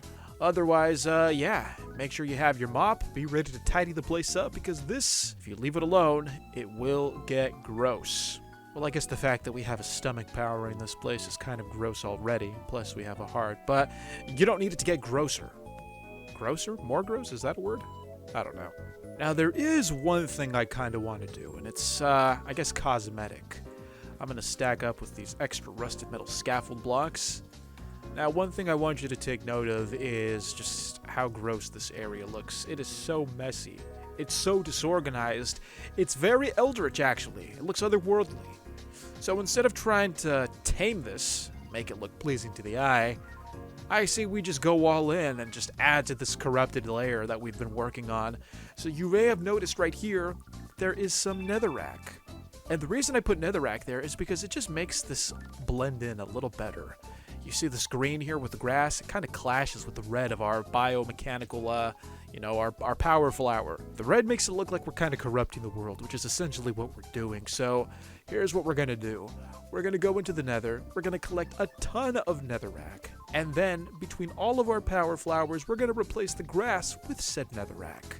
That way, we just add to the otherworldly feel. This place has been claimed by flesh, and it's growing outwards, ready to consume the world, including that village. Maybe we'll even do something with that village.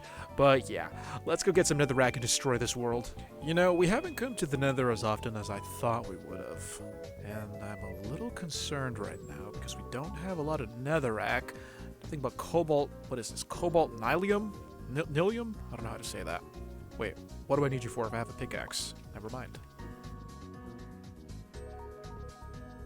Alright, I think this should be enough to get us going here. We have 1, 2, 3, 4, 5, 6, 7, and then half a stack. So, 7.5 stacks of netherrack. Let's go ahead and destroy this world. Time has come. My shovel has a little bit of durability left. We're going to do some heavy digging today. Probably won't light any fire on the netherrack because I don't know if this is flammable. And if it is flammable, then the last thing we want is to incinerate our entire power system in one go. So yeah, no fire. Would it be faster to break the blocks or to just place this over the blocks? I say placing over would be better actually. Saves me time of having to break and then place the block. Probably cuts the time in half actually. As long as we don't cover any of these panels have to be exposed to sunlight for them to work. Alright, wish me luck. Okay, so let me show you what I have so far. This is some decent progress. We have lots of netherrack, and I was trying to go for like an organic tentacle look. Kind of hard to see from here, but if you look over there, you'll see what looks like a tentacle or a type of root that's sprouting outwards and expanding. Now, the only thing that's clashing with the netherrack is the grass. You have this bright green grass clashing with this darker red, and I don't like that. I want this to blend in a little better, and we can do that with this contaminated rubble. This is the polluted dirt that was generated when we activated our charnel pump. So we're gonna have to activate the charnel pump to get even more of this stuff, because let's take a look over here. I want you to see what I was able to do. It's pretty simple, but I think it works. I filled in the gaps, I added a barrier between the grass and the netherrack with the contaminated rubble, and honestly, I think it goes pretty well, because I don't want to have to get all of this netherrack. The contaminated rubble, it'll generate on its own. Let me show you where we have a nice big stockpile of the stuff. Now, it may look like this is nice and clean, but there's a lot of contaminated rubble down here because we did try our charnel pump right here. This is the original spot, and well, all you have to do is peel back a layer of dirt to discover that we have a ton of contaminated rubble underneath. Yeah, all of this topsoil, I placed this to cover all of the filth underneath. So I think it's best if we take this rubble and just carry it over there. Carry it over there? It's a little repetitive, but you know what I mean. We're going to use this as a transitional block, and I think it'll look really well for our corrupted world feel. So, you know what? Let's just go for it.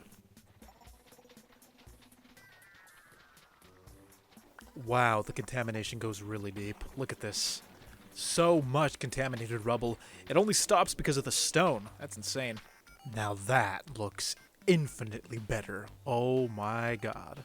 Everything about this just screams desolate and otherworldly. Not a single piece of clean dirt or grass exposed. A complete takeover of everything that was belonging to this natural world. Wow. I think we kind of nailed it. We'll probably get a better look at it during the day, but right now it's time for bed because this was a good day's work. Alright, it's morning. Let's see if we can get a better view. Ah, look at our kingdom. It's perfect. I couldn't have done better. All we have to do is take care of this side because this side is looking a little lush still, but we'll worry about that later. Right now it's time to finally complete everything. We have our entire refining system here. The only thing we're lacking are items to refine, so let's bring this back online. Alright, so here is our charnel pump setup. It has all the bells and whistles you're familiar with. We have our machine controller. We have 2 fluid input ports, one for the integration fluid that it needs, plus one for the compressed air. It requires both of these fluids to run. If you weren't aware of that, you gotta pump them into the machine. We also have over here the motor itself, which is actually transferring the power. Now, how is this connected to the base? Well, here we have a very long vascular conduit, and it runs all the way to the main superstructure where we have our stomach plus our heart. Let's go to bed. That way you can get a better view during the day. I'm sure it's a lot easier to see under sunlight. Plus, I'm not trying to get attacked by zombies. Good night. There it is, the entire length of the vascular conduit running all the way over there to the charnel pump. Let's go ahead and activate this thing, and hopefully we'll be able to get some ores. You may also notice that I have some wellheads in my inventory. Yes, these wellheads are where we're going to extract our ore as soon as this thing creates some writhing earth. All we have to do, since it's receiving power, is just flip on these pumps, and as soon as the fluid enters, I think we'll be good to go. Although, oh, it does need some skin. Yeah, okay, you know what? Let's get it some skin. Alright, let's go ahead and power these on. And there it is, coming to life. Oh, I forgot I can't stand too close to it. This thing emits a noxious gas. There it is, escaping from the bottom. Yeah, let's clear out of here. So the next thing we have to do is find some writhing earth. Writhing earth is a little tricky to find, but it's obvious once you see it. It's just this red goo, and I think we're already seeing some aspects of the writhing earth sprouting. The soil is getting contaminated over here. Now, my main concern is that the writhing earth is going to spawn somewhere stupid, like underneath our setup over here. That's going to be a little difficult to access because the writhing earth is given away by the contaminated rubble. There is a small chance that it could be buried underneath a netherrack. Now, that's going to be a problem. I'm not trying to search through all of this. If we're lucky, it'll sprout out here, somewhere in the grass, where it's a little more obvious. More contaminated rubble there. And once we spot it, we'll place our wellhead down and extract the resources. So I'm going to be running around for a while trying to spot this thing. Or things. Sometimes there's more than one well. Folks, I'll be frank with you. It's been a minute, and I have yet to find any of these writhing earth blocks that I need, so I guess I'll have to wait it out a little more. All we're getting are little patches of contaminated rubble, so maybe this has to go through a few more cycles before we get results, but it's hard to say. Some things about this mod are a little difficult to anticipate, so let's give it a little more time, see how things go. So, I found a writhing earth spout. Turns out it was actually underneath the contaminated rubble, just as I feared it'd be. And the only reason I was able to spot it was because one of these contaminated rubble blocks just spawned out of nowhere. So, I guess this thing makes more rubble? I don't know, but yeah, that was the giveaway. At least that's what made me consider that there could be something down here. Oh, did you see that? Did you see how that block just spawned? That's what I'm talking about. Alright, so we'll put this here, and now we have resources. Although I've been running that thing all day, who knows how much we've missed out on. And that's it, ladies and gentlemen. That's the charnel pump for you. This thing is just making such a mess. It's so gross. Hopefully the charnel pump will keep doing its thing even though we're outside of the generated chunks. Now, there is an annoying aspect to this entire process. Our charnel pump is far away, and that's fine. What's not fine is the fact that our chest full of resources is all the way over there. And I don't want to have to run laps between the chest and the rest of our storage. Thankfully, once again, this mod has thought of it all because there is a solution to our problem. Let's go ahead and take our little machine up here for a little flight so I can show you what I mean. Imagine if we were able to get all of our items over here. You see that? That is point A. Point A right here, right below me, the chest. We needed to get to point B, which is, well, over here in the factory or in either of our little units over here, point B. Now you can see that's quite the distance, so large that we had to cover ground with our little flying machine right here. Now on the matter of distance, that's especially the case over here because as you can see, we have a large growth of contaminated rubble. If I had to put money on it, I'd say that there's a spout of writhing earth underneath this. Let's take a look. These blocks take so long to break. And, oh, there it is, just as I thought. Writhing earth spout. More resources, but more distance. Well, seeing as how we're here, we may as well put a well right there, collect it. Anyways, like I was saying, we need a means of transferring all this stuff without having to make more item pipes or wires. That stuff is just too expensive. Thankfully, there is a way to collect this stuff without having to move a foot off of our base. Introducing the distribution terminal. Alright, so we'll put a machine block here, a control unit there, and a meat steel component here. You do need some blood, so make sure you have that on hand as well. And now let's combine them together. I believe it's the meat steel component first. And then once that's merged with the block, then it is the control unit. Lastly, we inject it with a little bit of blood. And I think that should do it. There we go. And it gives you 2 of them. Ooh, that's generous. Let me make another set and then I'll show you how it works. Alright, so we have 4 distribution receivers. I'll place it down. Now what you'll see here is a type of transportation pad, one that you may have never seen before. You have to open up the menu. As you can see, there is an option for setting a channel. You can set it to receive. You can also set it to send and receive. And last but not least, you can have it to send. You can even set the timer. You can time it to 300 ticks, 400, 500. Now for this to work, you do need 2 of these. This is a relay system. So say this one is sending, well, where's it going to send to? It's got to be received on this end by this receiver, and vice versa. So I've never actually successfully worked one of these before. Not really sure what it entails, but I guess we'll figure it out together. So let's place this right here.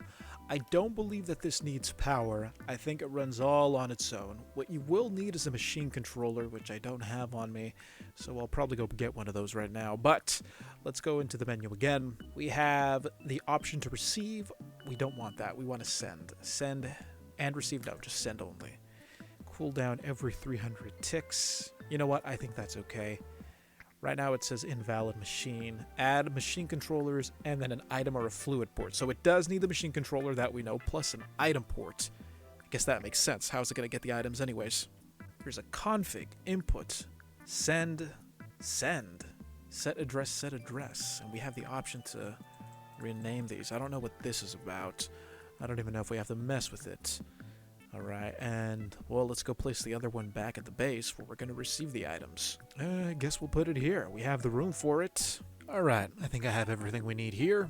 We'll place the machine controller right there. And then this thing needs item inputs and outputs. Do we have item inputs? That is an item output. Okay, now where is it? Oh, it's right there. Okay. Swap this out. God, I gotta organize my inventory. It's so cluttered. So we'll put the ejector here. It's going to transfer all of the stuff we got going on. And it'll funnel it into the item output? I think this has to be an item output. There. Alright, they're connected.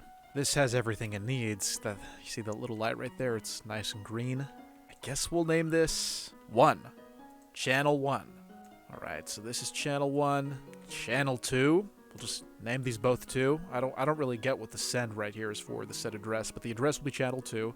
And let's go label the other one accordingly. Now, like I said before, at least in a previous video, if you're using this as a tutorial, you're going to find yourself a little frustrated because here on Doublesal, it's a lot of trial and error. There's no guarantee I'm going to get this right the first time. I know just as much as you. Anyways, this will be channel 2. And we'll set this to receive. Yes, it's setting. Wait, why did it? There.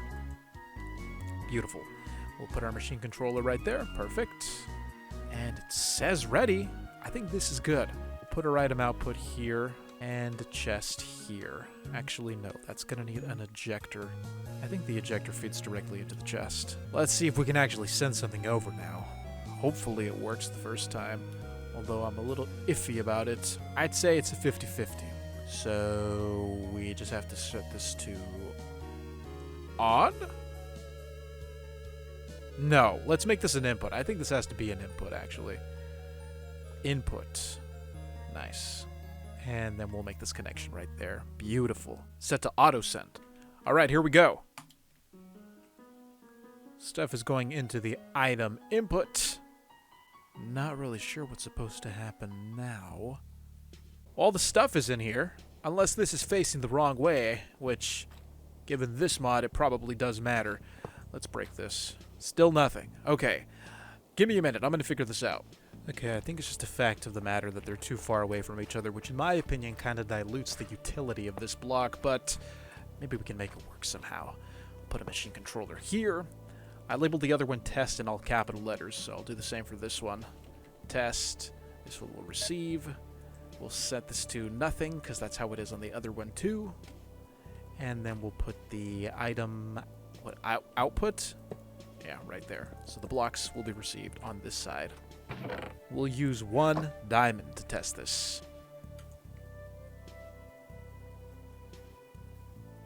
I just don't get it. I don't know why it's not working. I did this in a creative world to figure it out, and what I had here worked, so a little frustrating right now. Let's try it like this. The only difference was the block placement, just slightly different. Maybe that's it. This will be the output. That'll be the input. Set this to test. Sending mode. Test over here as well. Now let's send 1 diamond.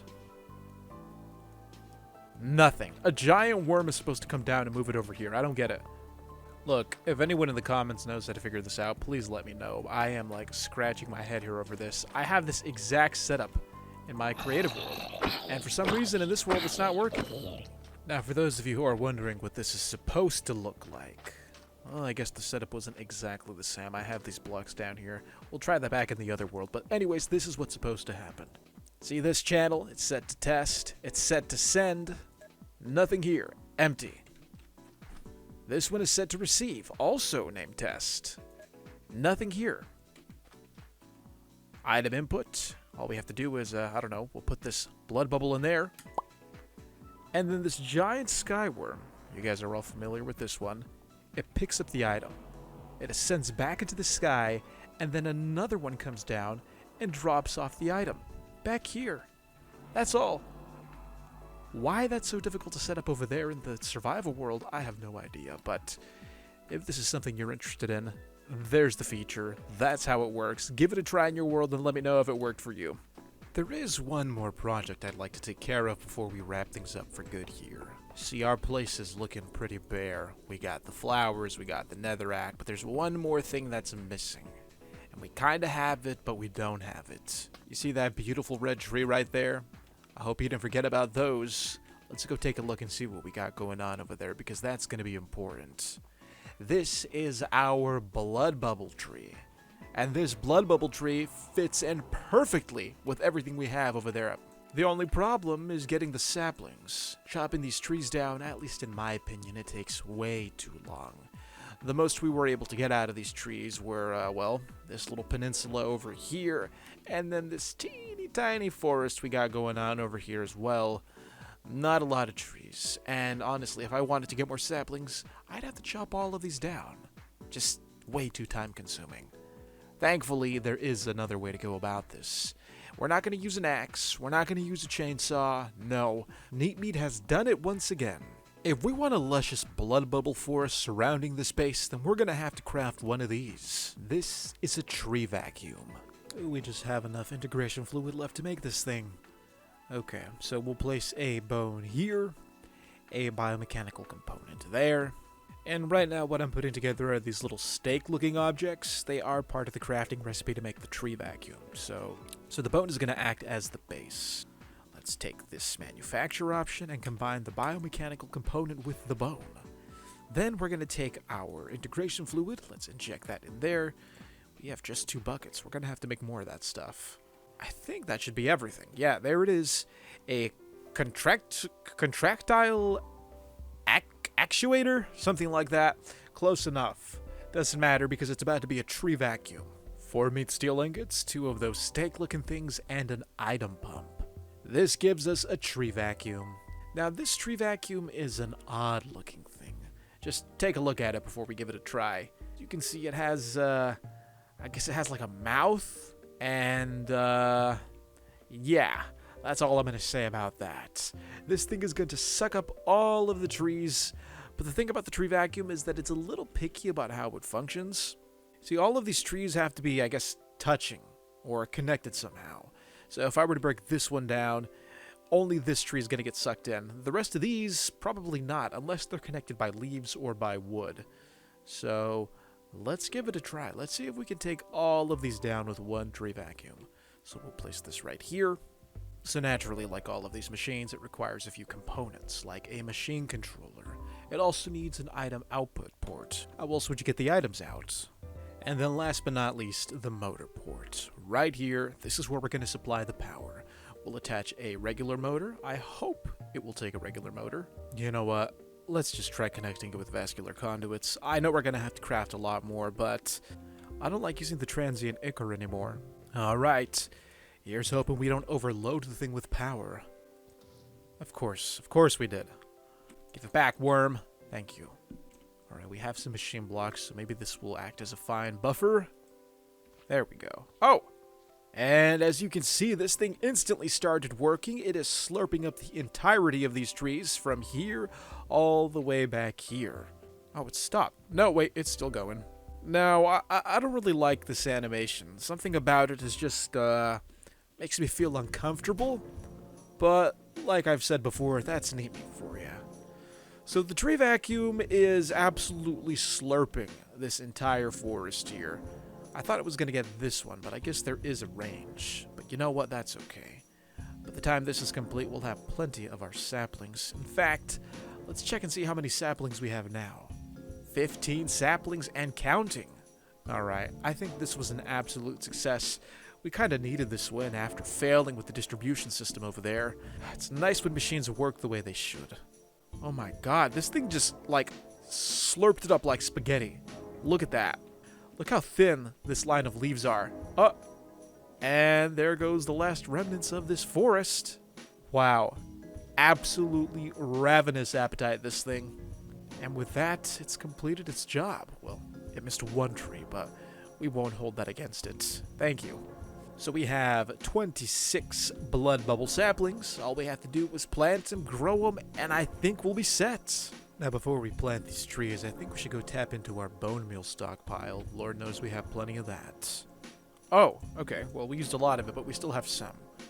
We have our blood bubble saplings, and now we have to place them in the perfect spots. Now, where would that be? Can we place them on contaminated rubble? No, we can't. Guess that makes sense. It's contaminated. Alright, I'm thinking we have a forest that flanks both sides. So let's start with one here. Will this even grow? It does grow. Nice. Okay. And we'll just place them sparingly on the sides. See how this goes. If it wasn't clear already, we're going for a hostile takeover of the world's natural environment. So far, I think we're doing a good job. Yeah, I'm not going to bone mill them all. We'll just place them randomly. There we go.